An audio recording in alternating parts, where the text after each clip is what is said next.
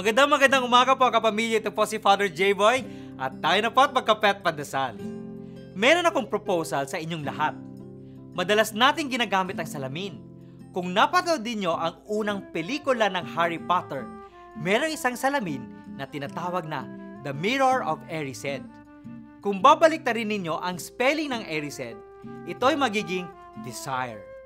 Kung tinitingnan ni Harry Potter ang salamin, nakikita niya ang kanyang yumaong mga magulang. Gagamitin natin ngayon ang ating mga salamin.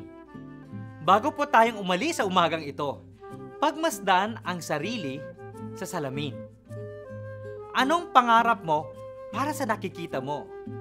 Kailangang nai-imagine daw natin ang ating sarili na natupad na ang ating mga pangarap.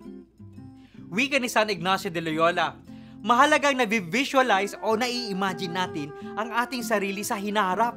Sa gayon, nagsisilbing gabay ito sa araw-araw nating desisyon. Nakaugat dito ang kriteria sa pagpipili kung alin ang mahalaga sa hindi, ang malalim sa hindi, ang makakatulong makamtan ito sa hindi makakatulong. Mga kapamilya, pagdasal natin na gabayan tayo ng Panginoon sa ating buhay. Magandang umaga po.